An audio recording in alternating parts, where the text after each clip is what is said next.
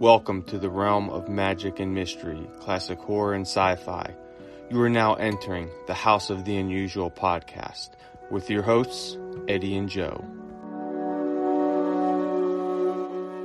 Welcome all you cool ghouls and friendly fiends to the House of the Unusual podcast. I'm your host, Joe Pavlansky, and with me as always is the maestro of mail order mysteries, Eddie Guevara. Today's returning guests on this Halloween edition are Dr. Roberto and Michael Mezmer. Gentlemen, how's it going tonight? Great. I'm so glad you asked me to come back. I don't think I really fit in, though. You don't have a place for a doctor on this show, do you? Absolutely. I'm sure there's place for Dr. Frankenstein. Yeah, right. We got all that, man. So, tonight we're going to have a nice, because this is coming out a few days before Halloween, so we're going to talk some Halloween stuff tonight. But before we get into that, I want to let everybody out there know, hey, we are on YouTube on House of the Unusual, and Eddie's always putting out some great videos. We got Crypto Classics reviews. We got Chuck's Corner, Monsters in My Backyard, tons of fun stuff on there. So almost every day we got new videos coming out. So make sure you check it out, subscribe to our channel, and like the videos, man, and come back for more. Also, check us out on houseoftheunusual.com. We have a forum site there. You can meet some like-minded individuals, have some great conversations, and check out other people's collections. There's always tons of videos going up, and I do have a spot on there for Crypto Classics. So when I give out this week's movies, and I got a special one for this week for Halloween week, so you could go on there onto the forum and you could let us know what you think about the movie, if you've seen it or if you're interested in watching it or not interested in watching it. And you could also let us know what movies, you'd like us to talk about on here. So speaking of that, we are going to get into real quick this week's Crypto Classics. And I did it a little bit different this week because we are coming up on Halloween and everybody loves to watch monster movies during Halloween. And, for many of us that are fans out there, we've seen a whole bunch of them. We've seen them all. We don't know what to get into during Halloween because we want to kind of make it special. Well, don't worry, because we at the House of the Unusual and Crypto Classics, we have got you covered. So on this special Halloween edition of Crypto Classics, we look back at monsters we've known and loved with several classic horror movies from Universal Pictures. So I know you guys have probably seen these. Everybody has seen these. I mean, come on, man. If you haven't seen these ones I'm going to talk about real quick, you must be living under a rock or you must be stuck in the crypt, man. Get out and check these out, man, because you can find them online. You probably got them sitting around on DVD or VHS somewhere. But we're going to start off with one of my favorite movies, Dracula, 1931. Moving on to Frankenstein, 1931. Then The Mummy, 1932. The Invisible Man, 1933. The Wolfman, 1944. And finally, Creature from the Black Lagoon, 1954. So we all know these monsters. We all love them.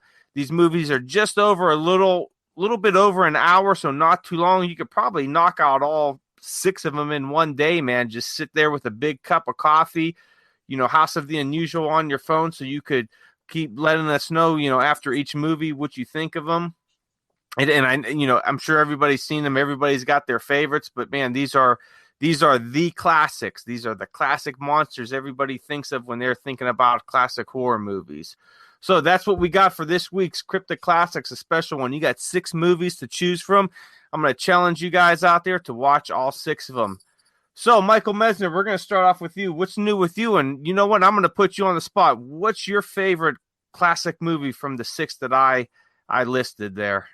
Well, they're all great. I do have a question for you, Joe, before I answer that, though. What does I Love Lucy and Dracula have in common? Ooh, I don't know. I've stumped an expert here. I have to tell you, I'm not I was never a big I Love Lucy watcher or fan. I have enjoyed a few of the episodes, but I'm not too big with I Love Lucy. But I'm interested here. Yes, and even The Mummy and I Love Lucy, and also Dr. Caligari and I Love Lucy. Well, I'll give you a little insight. Can I get a hit? Can I get a try? Go for it. Lucy appeared in those radio shows earlier, I believe.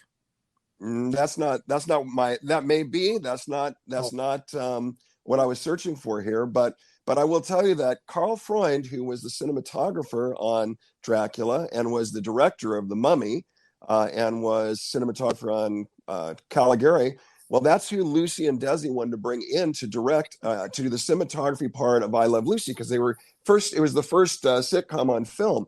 And that's why when you look at I Love Lucy, just as when you look at Dracula and The Mummy, he knew how to shade light and dark and make it really stand out. And that's why the Lucy shows still stand out so spectacularly today, in contrast to many of the other sitcoms of that time, because Karl Freund, who was very central in all the horror films from the German Expression era up through The Mummy and Dracula, he was a central part of I Love Lucy. Oh, nice. I never knew that. Like I said, I was never a big I Love Lucy fan, but I think I'm going to have to start watching that now. And if I'm not mistaken, Karl Freund, he also was on, he was a director of Metropolis too. He was, I think he was, or cinematographer on Metropolis. Yes. Am I correct? Yes, with Fritz Lang. Yeah. Okay. Yeah. Thanks a lot, Joe, for making me fail. Go ahead. You didn't fail. You may be right. I don't know. You may have stumped me. Who knows? I'm gonna have to check out I Love Lucy now and really pay attention to the cinematography on that. Karl Freund had won an Academy Award for cinematography. He didn't want to do I Love Lucy, but they just really lured him in because they had this concept of using 3 cameras with film instead of what they were doing at that time, which faded away. Yeah. And so, he was without him, I Love Lucy probably would not be on TV today as far as reruns, because it would have faded. Let me ask you a question, Mike. Didn't they say that Desilu had something to do with the double crank, that he brought that into the show? Desi did bring the triple camera, but it was Karl Freund who knew how to utilize those cameras and lighting to make it work. And Karl Freund designed the whole concept of having a set where everything was lit perfectly so that you can move from set to set without changing lighting for that I Love Lucy show. This was the original black and white version, I Love Lucy. Yes. Mm-hmm. It actually was a pretty funny show because you had the 2 women were doing things together. Then you had Fred Mertz. He was like the straight man. And then you had Desi he was interesting. He was the movie star. Well, Desi was like a rock star because at that time, band leaders were the rock stars. And I don't want to get too far from our subject tonight, but I will tell you that I met Lucy. I did a show with Lucy Arnaz, Little Lucy, we called her. And then I also spent time in a car with Vivian Vance, Ethel, one time for about 30 minutes riding from a theater. So I have a little background with all those folks, but that's for another show. But anyway, you were asking me my favorite of those movies. Well, the thing is, they're all great. And for me, Dracula with Lugosi will always be my favorite, because what was beautiful about it was, of course, you can't beat Lugosi. Now, that film without Lugosi may have not stood up as well as it has. But with Lugosi, he was just so magnetic and everything that it was just unbelievable. And what was interesting about that film, at that time, many theaters around the world, including in Europe, still had only silence. So they made that film. The reason you don't hear a lot of soundtracks on there is because that film was designed to work as a silent film or as a talkie. Yeah, absolutely. And I really think that, like you said, Lugosi, he really made that film, and he really made the character, because, if you compare that film to the Mexican film version, right, that film at night, it was far superior to the English version. However, their actor, and I can't remember his name off the top of my head, Carlos Villegas. Yes. He wasn't as good of an actor as Lugosi. Now, could you just imagine? And I know somebody out there has to be able to try to do this. Is you put Lugosi into that Mexican film version? Right. I mean, how beautiful of a picture would that be? I mean, with the technology today, there's got to be some way to do that out there. Well, you could, but the thing about that the Hispanic version, which was nighttime on the same sets, that a lot of great things, but the women were much sexier because the dresses were more amazing looking, the costuming, because it was done in a South American sensibility. So it made that film so much more visually. Plus, in addition, they had visual effects like, smoke with him appearing out of the coffin, things like that were not in the Lugosi version. So yeah, there's a lot of positives about that. But when without Lugosi, it's not Dracula in that era anyway. Yeah, it would have been great to have George Melford direct Lugosi on that film, and just to see what the product of that was, because I tell you what, and if anybody out there doesn't know what we're talking about and has never seen the Mexican version, definitely find it. I think you could find it on YouTube, or usually when you purchase the regular English DVD, sometimes they'll have the Mexican version on there. But watch that Mexican one. It is absolutely fantastic. Like Michael was talking about, the special effects and just some of the scenes that were the same as the English one, but they were more dynamic. The Mexican version was more dynamic. More movement. Yeah. Right. Where the English version was very, kind of static, and it was like, well, okay. But I mean, both movies were visually beautiful. Oh yeah. And beautiful women, beautiful costumes, beautiful set pieces. I mean, yes. But Todd Browning, who was directing that, wanted Lon Chaney, as you know. I'm sure you know this. And so the thing is, he died before they could do it, so they got Lugosi. But the problem is, Todd Browning wasn't that engaged in it. So actually, Carl Freund did a lot. It's legendarily said that he actually directed a lot of sequences instead of Todd Browning. I was reading a book about I think it was called American Gothic Dracula in film, and they had mentioned Chaney. As Todd Browning, like you said, had wanted Chaney to be in the film. That's kind of interesting, because I wonder how, because if you talk to any kid on the street, today, and you ask him to do an impression of Dracula, they're doing the Lugosi impression. Right. They're doing I want to drink your blood. That's coming from Lugosi. Now, could you imagine if it was Chaney? What would be our perception of Dracula to this day? I kind of wonder what Chaney would have brought to the table for that. I don't think he would have brought that much to it, because I think the accent is what made Dracula what it is with Lugosi. Yes. Absolutely, yeah. I don't think Chaney could have done that, and the reason is because Chaney was a man of 1,000 faces. He could change his face to anything he wanted. So he did the Phantom of the Opera that stood in time. Yes. When he has that thing. But I don't know if him talking, if he would have done that great of justice to Dracula. I think Bela Lugosi. I think even if he would have tried a Hungarian type accent, I don't think it would have come through as well, because I don't think like so. you said, he was more of a man of 1,000 faces, not a man of 1,000. That is correct. But what you guys have got to mention that's really important, and this is funny when Dr. Boyadjian was saying Pop-Tarts and Star Trek. One of the things that those monster movies did for us as kids is phenomenal. I mean, in the 70s, you saw Lugosi, you saw Boris Karloff all over everything, from model kits from Aurora. Yes.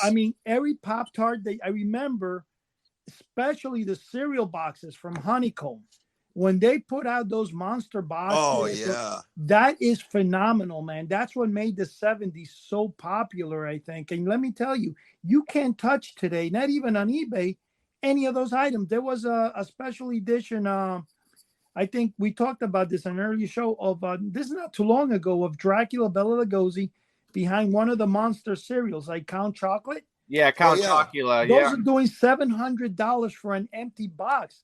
And Dr. Boyadjian has an entire shelf full of them. Yeah, who would have kept those boxes? Nobody in the world. I did. Eddie did. Wait a minute, you kept the cereal boxes? Of course, I have over 100 or more. Jeez.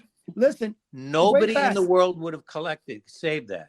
Well, this is what I did. Back in 1983, 85, when I started with the mail order business, I reached out to Post Honeycombs, the Post company. Right. And they put me in contact with the archives department. Right. And I remember I said, hey, in 1976, there was a cereal box that had a record in the back. And the guy goes, give me a minute. He goes in, and I still have the original letter from Post, and they sent me from their archives a photocopy plus the original box, which is so funny. Wow. So I have a mint box with the record in the back. And that's what, because, Honeycomb, there was 4 or 5 different records that we put out. I remember Bobby Sherman was on one of them. Yes. He was. I think that was Cheerio, not the Cheerio. Honeycombs had the most on those. Yeah, they did. And then in the mid 80s, Honeycombs came out with a instead of like a record, you would buy the box. Inside, when you opened up the box, it would make a chilling sound, like it had this light sensitive device attached to the top of the box, and it would go like, ee! And I actually bought 4 of those, and they're still actually working. But the best part is you could send away for a cassette tape those Walkmans Yeah. with a haunted house cassette on it, and I sent away for it, and I got it. Oh, Such a bringing back of the memory of the 70s. Now, I've obtained every record from the 70s, but of course I bought them where somebody had cut them out already. I do have that. Now, that box, I'm sure, if I were to put that on eBay, I'm sure it would go over $1,000 because I've never oh yeah. For an empty box of cereal. For an empty box of cereal. If you want, Doc, I'll give you the cereal if you want to try it either. You better not let your wife Maria hear this. She'll go and sell everything you have. I mean, honestly, and that's what my memories of monsters were in back of cereal boxes, in back of like we were talking in a similar episode we had where Wonder Bread, especially in the Halloween time, they had this horror cards inside. They used to have baseball cards. You remember those? Right. Yeah. They used to have them inside Wonder Bread, and what was the other thing also? I think it was, I'm not Cracker sure. Jacks. Yeah, Cracker Jacks. always had, always had them. But there was another thing that had a toy inside. I can't remember right now. Lucky Charms, maybe. No. All the cereal boxes had it, but there was something else. I think it was the Pop-Tarts. Those are the ones. The Pop-Tarts you open, and there was always a gift inside them. The Pop-Tarts started in the 60s, no? Right, yeah, in the 60s, but that's the era of the monsters. It was the biggest thing. Now, those movies you're talking about, because I grew up in the 50s and the 60s, they weren't around anymore. Nobody was watching those because they came up with new horror movies. That is correct, but in the 70s, one of the things that happened was that there was a resurgence because in the late mid-60s, early 60s, Aurora Model Kit, the leading, started introducing the monster line and brought back the monsters of Universal Monsters. You mean the plastic model kits? Right. And then, of course, the movie. I'm sure you have the original. Movie. Oh, yes, I do. The legendary movies.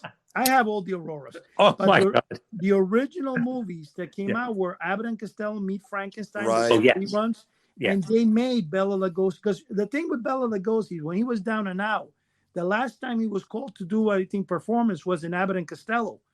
And he was bought out of retirement. He wasn't doing too good, and Costello offered him the part.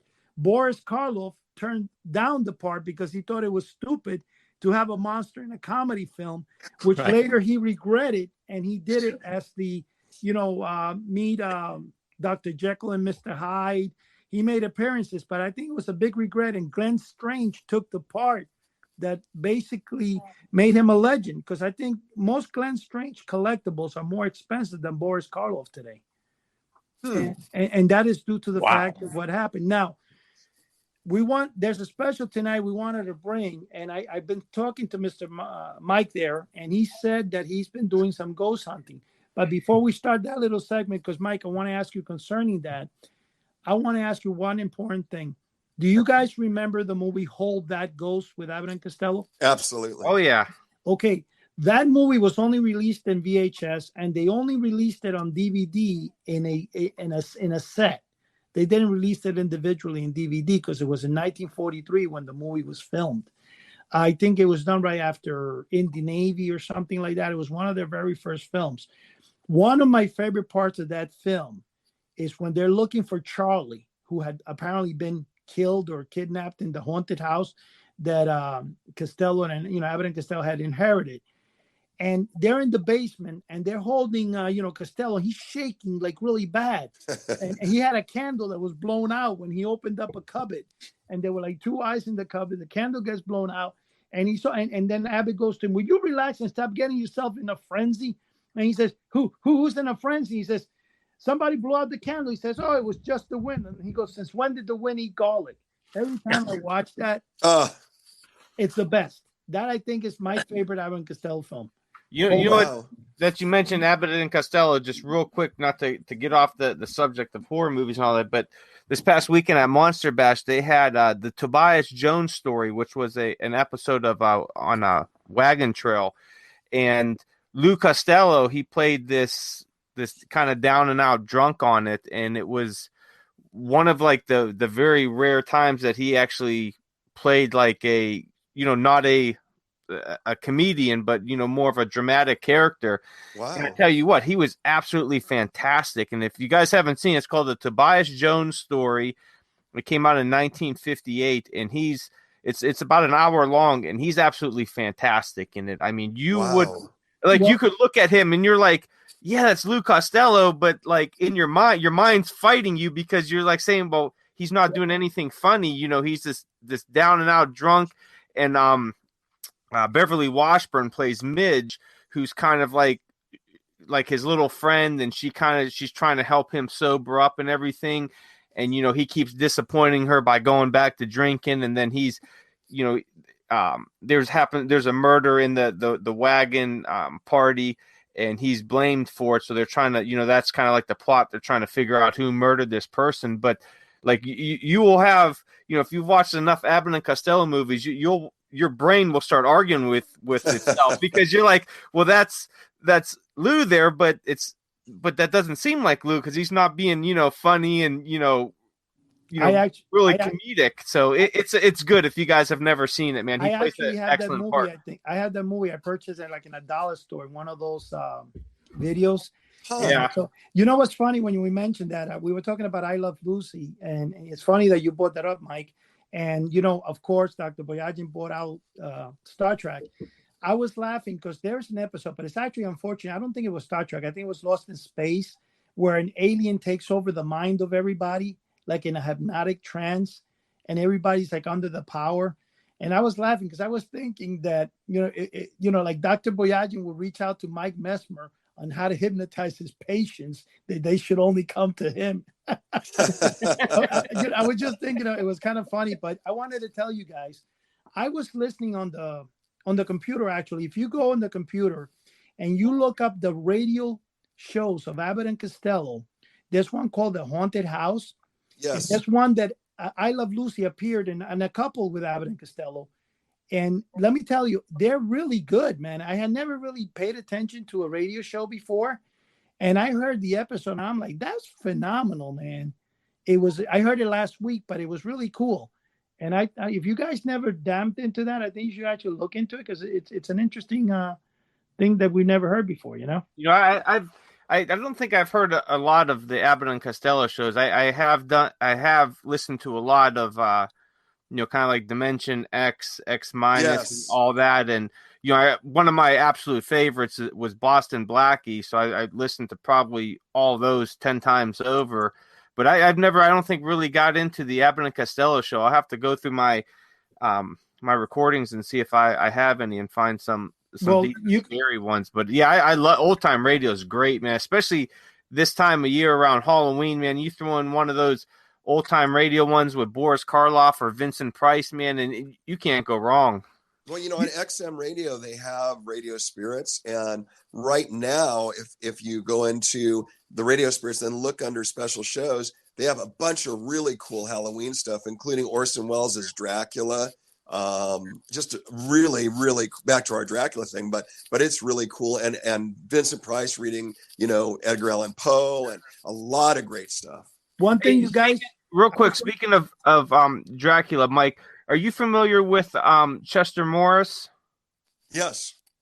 I just remembered when I was reading that book, I guess he was, because I love Chester Morris. To me, that is the Boston Blackie, especially when he played him in the 40s and on the early radio episodes. But yeah, he was up for the role of Dracula as well when they couldn't, when Lon Chaney wasn't available. So I think, I don't know how Chester Morris would, because he has that old tough guy look. I don't know how he would have. Joe. Yeah, but remember, supposedly Joe, he was in She Creature, and he was an evil hypnotist in that. Do you remember that? Yeah, but supposedly in Dracula, that's the reason why they didn't select him for the role, because he had that tough guy look, and they wanted a more kind of like a womanizing, look. That's why Lugosi was so great ultimately, because he was a sex symbol. Remember, Dracula was released on Valentine's Day. Yeah. Yeah, one thing I wanted to tell you guys, when you were saying that guy you just mentioned, I think he didn't take the part. I think he was asked, Joe, but he didn't take it. Yes, no, that's right. But one thing you guys have to remember also, there was another show that many of you guys don't remember with Boris Karloff that was called The Veil. Yes. And he goes to like a cave, and he's in front of a fire, and he tells stories. That's a very good episode. It had 2 seasons. It's called The Veil. But when you said about the original Dracula, I'll tell you, one of the vampires that scared me as a kid, it's gonna sound funny, was really, it's crazy, but he was pretty good. I guess if he would have played the part, he would have done phenomenal. Morgan Freeman, when he did the vegetable vampire in the Electric Company. Oh yeah. If you look at him, he's a phenomenal vampire. Huh. You know which one I'm talking about, right, Mike? Oh yeah. What about you, Joe? What do you think of that? Are you a doctor? Go ahead, Dr. Roberto. Go ahead. You've been quiet. I'm listening along. I'm overwhelmed by all this. Wait, the Wolfman, that was Lon Chaney, no? Yes. Lon Chaney Jr. Yeah. Junior. Yeah, he was really good in that. He was. The face was all scary with the hair. And didn't the scene change in front of you where he turns into it, like the metamorphosis from the man into the Wolfman? Yes. That was very dramatic too. Do you know what the guys, they used that? Remember we were talking, I think, Mike, you were on the show too, that we were talking about the ghost, the Pepper's ghost effect. That's what they did with how they transformed the Wolfman. That was no, they actually, with that, it was more they would stop the camera, do another part. It took, I think, about, you might correct me, Joe, but I think it was like 10 hours for them to do that conversion. On which was it, for the Wolfman? Yeah. I know it was a long time. I don't know the exact number, but yeah, it was. Yeah, it took a while, and that was a very, very good piece of technology for that time. On how they did it. Because you got to remember, we're so used to seeing special effects now. At that time, stuff like that really wasn't seen.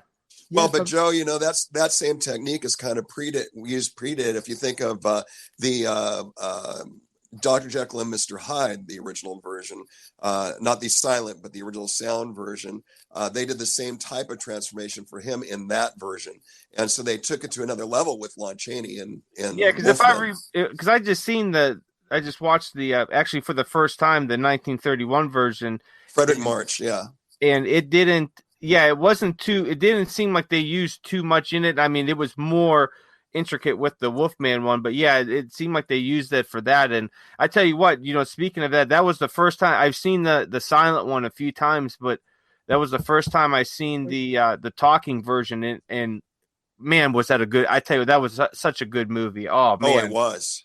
And the silent one's a classic, and I'll always love that one, but man, the 31 version is just, you can't beat that. Frederick March won the Academy Award for that as being Dr. Jekyll. Yeah, I mean, he played. I mean, he was so hideous as Dr. Jekyll and such an evil person. I felt so bad for the girl the way he was treating her. Yes. Oh, that poor girl. He was just horrible, man. And just the way his teeth looked and everything. I tell you what, that was love that movie. It is definitely now one of my favorites. I'm so glad I got a chance to see it. Yeah, hey, Mike, you're killing me here. You actually corrected me in that thing. I could have sworn that the Pepper's Ghost was used in the Lon Chaney transformation. Now, don't you guys agree on this? That the scariest vampire film, when I'm saying scary, that it really kind of is creepy, is Nosferatu. When you see him coming in the dark shadow in the night. Yeah, it's pretty creepy. Was that silent movie? Uh-huh. He had a really scary face. Yeah, scary fangs. That's correct. Nosferatu, I think, because of the lack of light and stuff, the way they did it, that thing is really kind of scary. It reminds me of the Alfred Hitchcock when they were going to kill somebody. That all of a sudden you saw a shadow and you saw the knife going in and out of the person in the shadow, and it scared the hell out of you. That's all that German expressionist. Yes, they do a lot with light and shadowing and all that, and it just. I always liked it. It always adds to the horror element, and even Val Lewton used a lot of that. With the shadows, and his movies are. You didn't see a lot of special effects, but just the way that he used the shadows and the lighting, it like with Cat People, yeah. Oh, Cat People, it was my fantastic. gosh. Yeah. You guys remember the girl? What was her name in Cat People? Bazinski something. I have to look it up because I can't. Oh God, she was so pretty. It's so funny. I'm watching The Blacklist on TV. Oh and one of the villains is this lady, and my wife says to me, "Do you know who that older lady is?" And I said, "Who?" I think Mazinski or something. Something was her name. And I go to her. Simone Simon. No, I'm talking about. We're talking about cat people from the 80s. Oh, no, we're talking about the original. No, the 1942. Oh, okay. No. I was talking about the one later that I fell in love with the girl. And when I saw her now, I'm like, oh my gosh, time hit her with a bomb.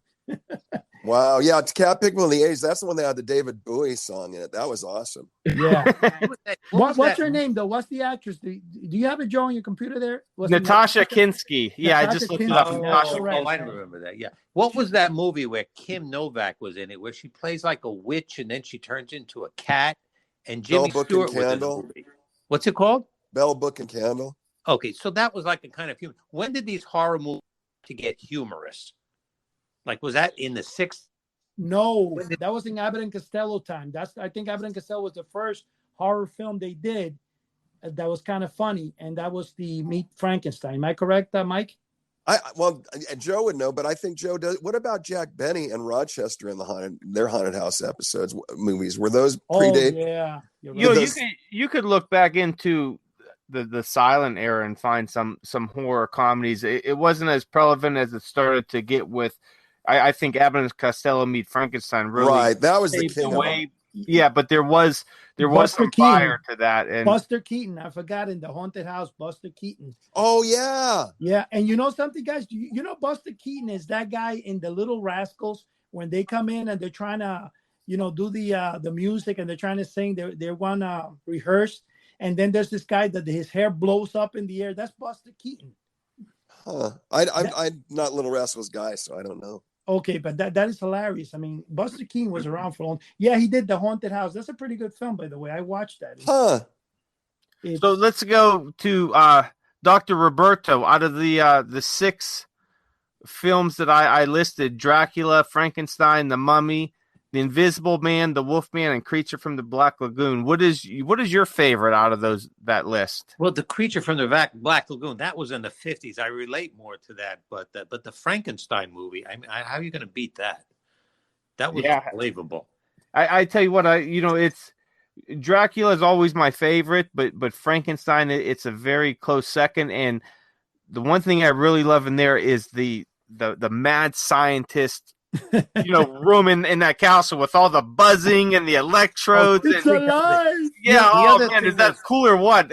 I mean, who didn't watch that movie and say, "Yep, I'm building that in my basement"? That's what I want. And then I think when we relate that, because we watched Young Frankenstein years later, so we kind of bookended the whole thing with those two. So if you saw the original, then you see Young Frankenstein. It was unbelievable.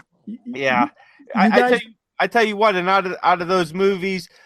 Like you mentioned Creature from the Black Lagoon, that you related to that. And when I first saw all these movies, 20 some years ago, Creature, I didn't really care for it too much for some reason. But, over the years, just, watching it, I started really liking it more. And when you watch him, you start really feeling bad for the creature because he's taken out of his home and he's put on display for everyone to watch and treated horribly, shocked and all that. And you're like, oh, but I mean, you could look at all these characters and really, kind of feel sorry for them, except for maybe Dracula, because he's just, evil from start to finish. But what's funny about these movies, there was always like a pretty girl in it too.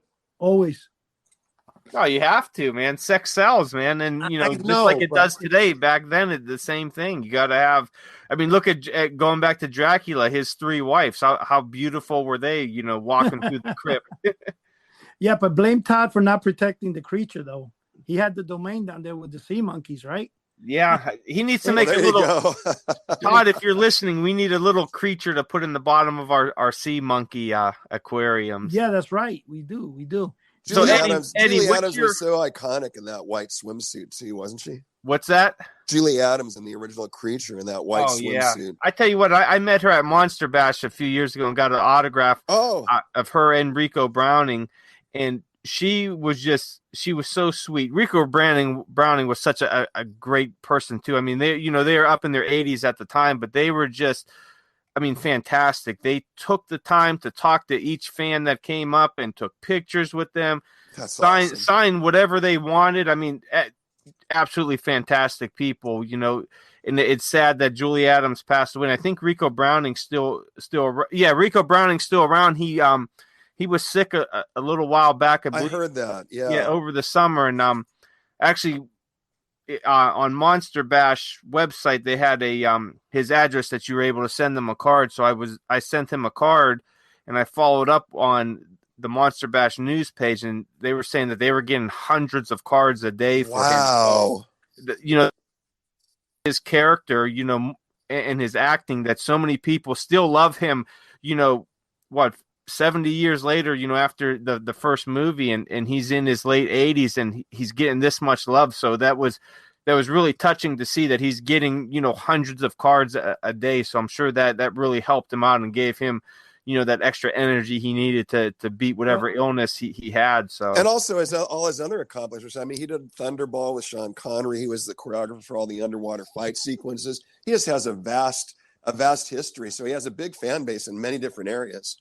Well, absolutely. So Eddie, we're gonna go over to you. What you haven't told us? What's your favorite of the six? Well, I'll tell you right now. I obviously have to admit it's Dracula and Frankenstein coming in second, and probably the Creature in third. I'm not too fond of the Mummy, but I'm going to tell you guys one thing that, you know, and in saying this, I'm going to give a shout out to my friend Jim, who's going to make this possible, and Charlie, and also to my little grandson Lucas. He's become a listener of the show.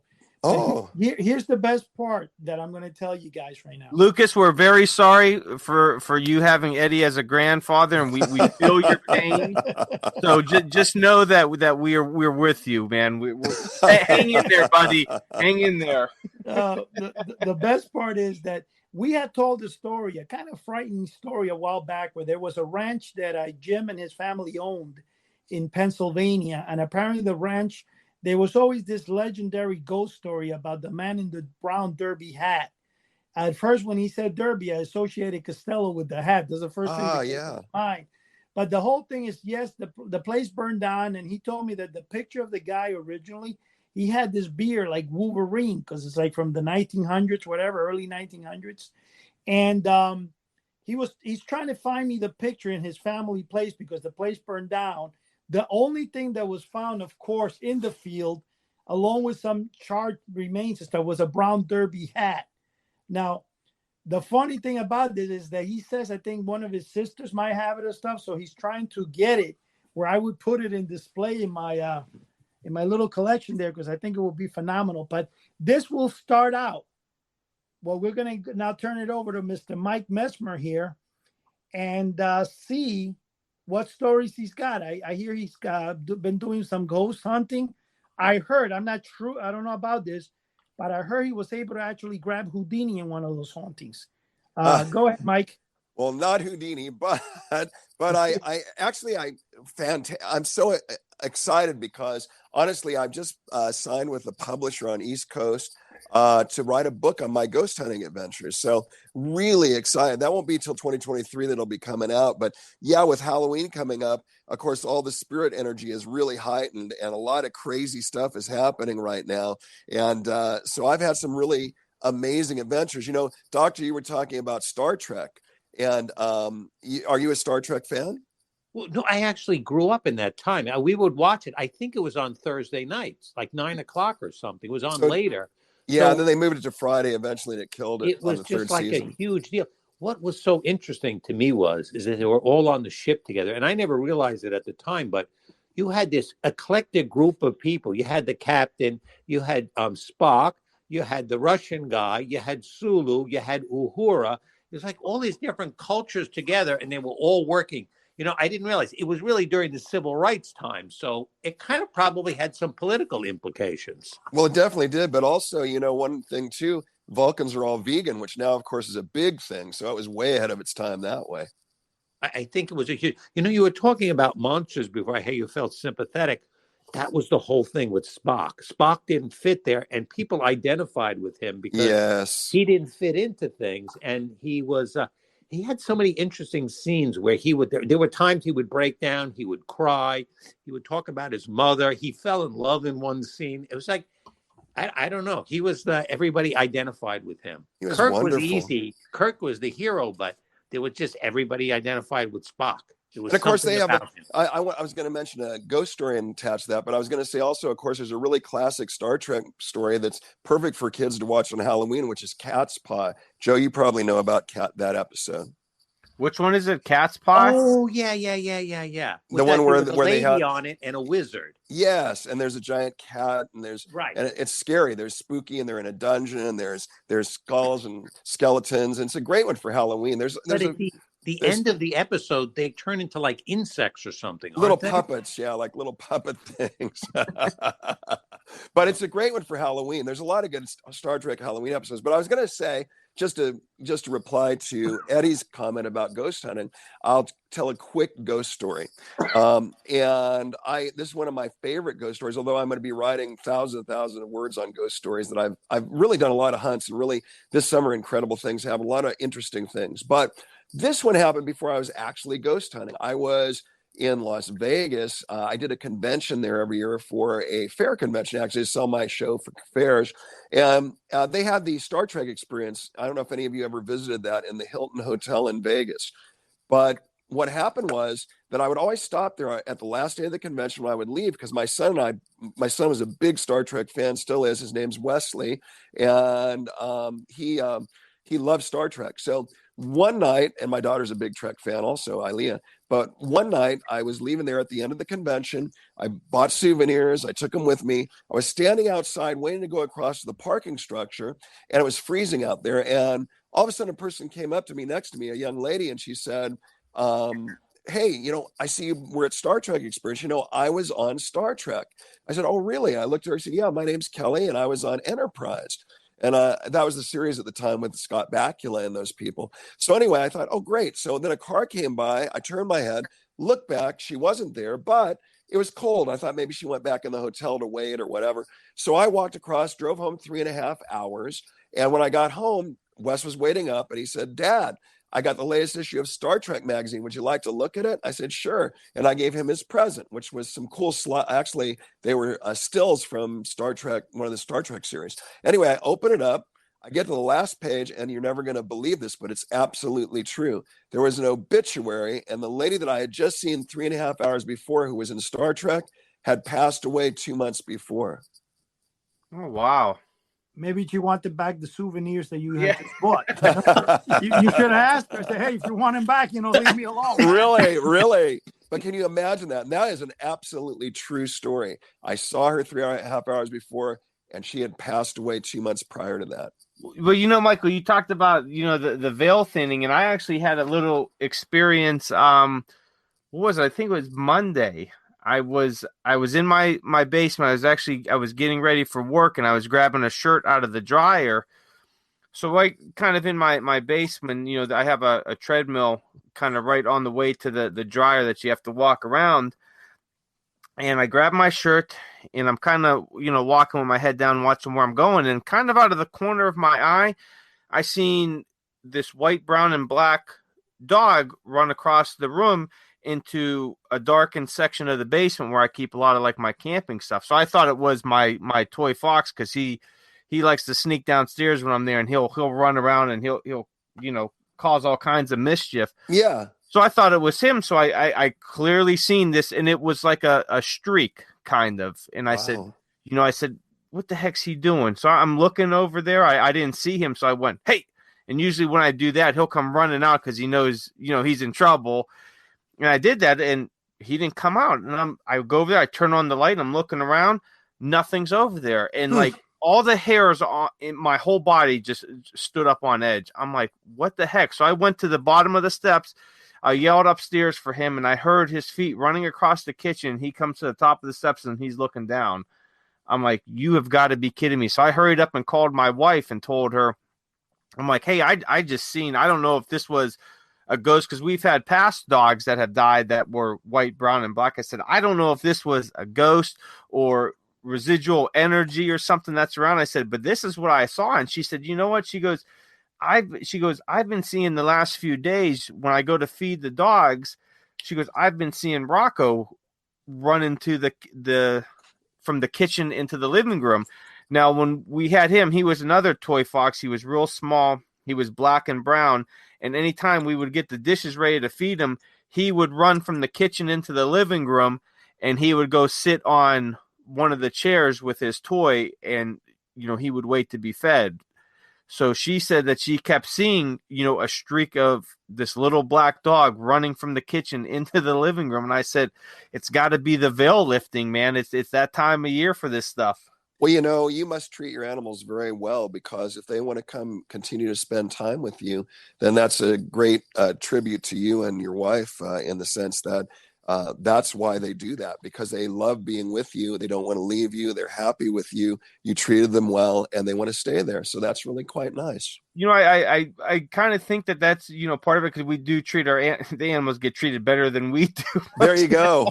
But you know what? I just reading a little bit into paranormal stuff, I'm wondering if this is some type of residual energy that's left over, because energy never dies, and when you're moving, you're exhibiting energy, and your consciousness and all that stuff going into it. I'm just wondering if this is just some residual energy, if there's something to do with maybe the timeline, if this is just a timeline slip where we're seeing this happen. It could be a lot of different things. I think and I don't know if we'll ever know, but I like to think that it's our dog still maybe coming around. And Joe, Joe, I don't know. It's pretty cool. Joe, 1 second, Joe. Could it be maybe? Did you see a man afterwards walking out of your house or something? Could have been the Wolfman. It could have been you coming to steal my stuff. I mean, the whole thing. You trying to get my cereal boxes. Yeah. I mean, hey, Andy, what are you doing taking my cereal boxes? I'm just a ghost. Don't worry. I took your Quisp box, Joe. Yeah, Quisp. Yeah. You took my I will tell you, though, box. Joe. I will tell you, Joe, that spirits that I encounter, I believe that they don't know that they're gone, and I think that's probably the same with animals. They probably just don't know they're gone. They think they're still there, still with you. I found that with most spirits. There's a movie called The Others with Nicole Kidman. Oh yeah, I remember that one. And in that movie, the whole premise is that that you think she's alive with her kids, but in the end, she's really the ghost. And I think that's really what I found, that they don't know they're gone. They don't know they're dead. They're still here, and they just haven't moved on for whatever reason. And they think they're just still part of what we are. Well, now, Michael, what do you think about a timeline slip?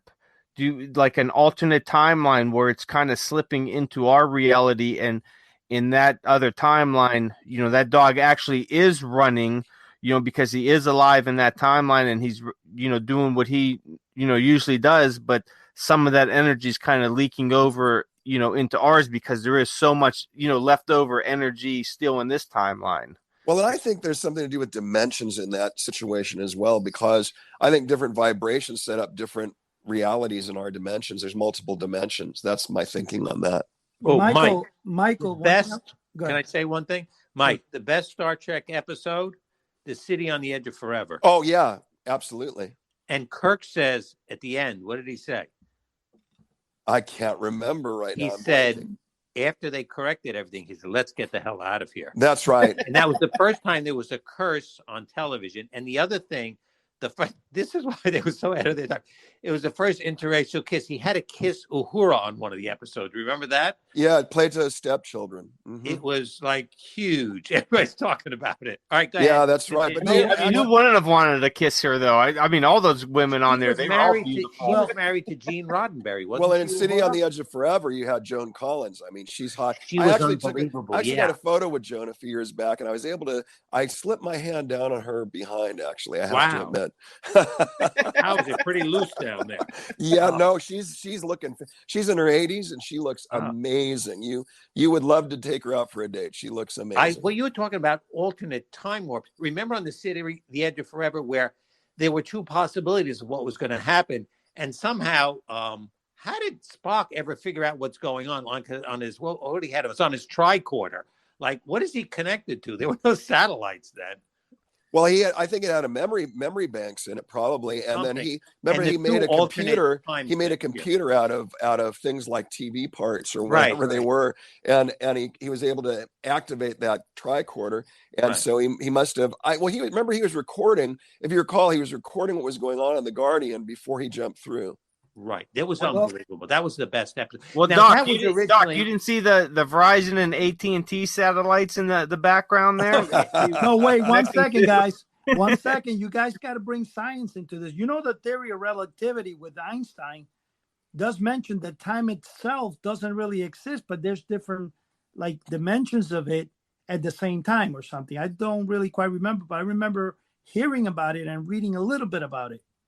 Right. We only understand linear time, but time may not be linear. That's Spock exactly would, what Spock would be Einstein able was to saying. explain this to us. Oh, definitely. We got to get Spock over here. You think you can bring him up, Mike? Well, I actually won a world most valuable trekker on the Heroes and Icons network because I was Mr. Spock in my photo. So, Well, Hey, Doc, what do you think an alternate timeline Eddie is like? Would your Well, no, I was talking to you him. got to bring me into it. Oh, wait, slow down. I talk to him like 5 times a day. So I'm talking to him while I'm driving home. And I said, your problem is that you live in this other dimension, this other world with all the ghouls and the monsters. And then you have to keep coming back to the planet because you have to work. You have to take care of your family. He's got all his responsibilities. I said, your life is completely exhausting. I don't know how you do it. Like, he'll get 2 hours of sleep a night and then he'll go to work. Like, I don't know how you do it. And then he'll keep going on and on forever. He never stops. The stories don't end. I don't know. Maybe he's an alien. well, Eddie might be a member of the undead for all we know. Yeah, you're not supposed to tell the people, Michael.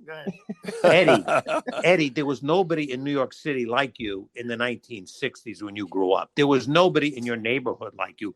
Nobody was interested in that. They were playing handball. They were holding up candy stores. You were in a completely different universe. The Doc must be giving you special shots to keep you going. That's why you guys are close friends. Oh, right. No, you can't. I can't keep up with them. Oh my! You're giving them B12 injections every day. Usually, they last a few months for normal people, but for Eddie, he needs them daily. So he's like, "Hey, Doc, another injection." Yes, my Frankenstein monster. He's got so much energy because the reality of his dreams is finally coming true. And now he has thousands of people listening to him and buying his cereal boxes. Hey, I didn't buy him for nothing, I had an idea already when I was a kid. Did you think it was going to be worth something, an empty cereal box, or you just had to listen? When I look back at things now, like for example, a good example, the game Gunfight at OK Corral, right? One of my favorite games ever. And when you look at stuff like that, or even Planet of the Apes Treehouse that I have in mint condition, boy, and that is selling for one guy's asking $3,000, one guy's asking $700. Yeah. And I say to myself, my gosh, and my mom didn't want to pay the $20. She should have bought me 2 of them. Yeah. If you sold this, it would be like selling your children. You can't let go of this stuff. You would regret it forever. You know what? He would probably sell his children before his collectibles. Yeah, probably, hey. Especially my Monster Ghost, man. Ooh, that would be, yeah. Now, Eddie, here's the ultimate question, and everybody get out there to take a drink. Would you trade one of your kids for the robot monster plans? Wow, that's a hard question. That's a tough one. You put me on the spot there, man. Does he know the story about that? How close you came? Does he know that? Oh, we all know the story about that 3 times over. The best part of this story, and I never forgot it, he tells the guy, here's where he blows his cool. He said, I'll give you $1,000. Let me look at it. Wow. Of course, you blew the whole thing. This is how out of his mind and crazy he got over it. It was beyond reality. Well, the problem is that I think only the one guy that I know has it. And the reason I know is because, of course, he's out there listening, Eddie. Don't say anything. Yeah, and he's probably laughing. He's I got it right where I want him. No, Mail Order Mysteries has just been published. The year is 2011. Yeah. I'm taking the book and I go to this flea market where this guy was every week. Oh, Eddie, don't tell this story. The guy's listening. He's gonna do something. That guy, and now we'll never get it from him. We got to go over there with Joe and his police car, and we'll get it one day. Yeah, we'll Don't tell beat the him up or story. something. You need Michael Mezmer there to hypnotize him to say you will give the robot monster plans to Eddie for free. That's how we could do it. Yeah. Yes, Look into my eyes. well, you can actually do it from California. Don't you do that over the telephone? I do. Yeah, Zoom. Yeah, say, hey, I don't- got someone you need to talk to here. All right, you're not getting through to this guy. Eddie tells me the story, and I understood what the guy is. You will never get through to him. This Wow. guy is like, forget about it. You're not going to get through to him. He'll die before he gives you. So I'm going to kill you if you don't give it to me. Then go ahead and kill me. That's the guy. We need to Wow. hypnotize him then. I'm telling you, no, it's of all people. I mean, the funny thing is he looks at the book and he goes, oh, I got, so, he didn't even know I wanted those plans, right? So he's showing me, he says, I got the ones you have, I have the other ones, the ones that came, and he explains to me the details. Now, I don't want to say it here because anybody listening can probably try to trick me someday, right? Right. So he told the details that only I know, whoever really had him knows. And he goes, yeah, I have him in the thing. And the next thing is like, are you kidding me? He refused to give it to me. I told him one day, how did you give me? He goes, because you're going to make it and sell it. And I go, do you think I'm going to get rich over that? Come on, dude. Yeah. But There's he's no a jerk. reproduction of it. No, he wouldn't listen. He won't sell me. He won't even let me look at it because I'll memorize these. I'll give you $1,000 to let me look at it. Eddie lost it. He was like out of control. It's like he, discovered plutonium or something. It was like a cat on catnip, man. Just going These are crazy. These are the best Eddie stories. Like all this weird stuff happens, and he runs into weird characters too that you don't normally find, like people like who survived atomic holocaust and things, and they're wandering around at flea markets. Wandering around that flea market. You know what's so funny when you say cat? Last year one of the best-selling items out there was a haunted house that was put out. I forget. I think it's called Eek and Seek from Target for cats. It was like a haunted house catnip thing for cats, and they were going for $140 on eBay. And I'm like, are you kidding me? Holy crap! Okay, Jeez. There's no point in selling any of this stuff. Now, Eddie, if you sell it now, because in 10 years, all these people that are interested in it are either going to be dead or they're going to be in nursing homes. Should you sell it now or no? I think I got another 10, 15 years before I could start. I mean, because you figure everybody that grew up in our age is either between 50 and 65 years old. Yeah. Right. So we're still, the baby boomers generation was, back in the 80s and 90s. Now it's the 70s generation. Right. And everybody's still out there. I mean, it'll take a while. They're not giving up. They're not giving. I think in the next 10 years or so, it would be a smart thing to start dismantling, because a good example. Well, hold on. Before you get into a good example here and get too far in, we got to start wrapping it up here because we are at the bottom of the hour. So real quick, though, I want to let everyone know that the new Stupid Comics magazine came out, and it is a Halloween-themed cover with Frankenstein's monster, Igor, Bride of Frankenstein. It's issue number 5. House of the Unusual also has a full-page ad in the back, so definitely check that out and go over to stupidcomicsmagazine.com, and that's STOOPID.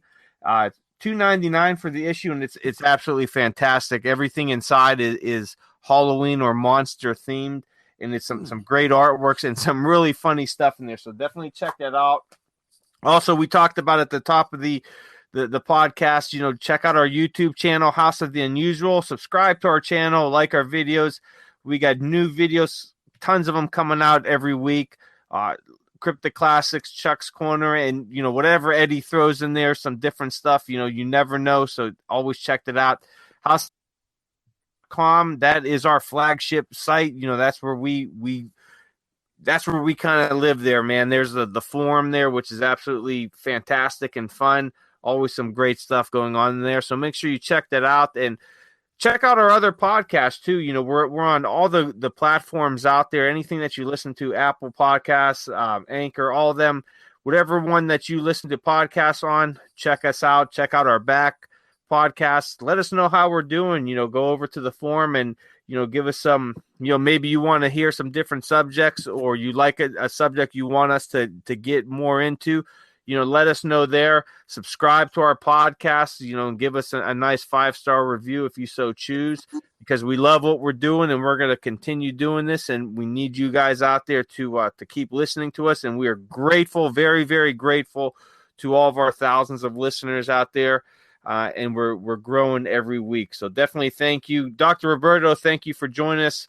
Michael, thank you for joining us. And everyone out there, happy Halloween. Be safe out there while you're trick or treating. Be mindful of the other people and vehicles and everything. Make sure you got some reflective gear on your spooky Halloween costumes, and have a great time. And make sure you eat tons and tons of candy. Oh, terrible! Run crazy and have a nice sugar high. So one thing you forgot to ask: what was Eddie on Halloween? He went as Eddie. Okay. The greatest costume of all. So hey guys, thanks for joining us, and we will see you guys. Yeah, we will see you guys next time. So good night. God bless. Take care, man. Bye bye now.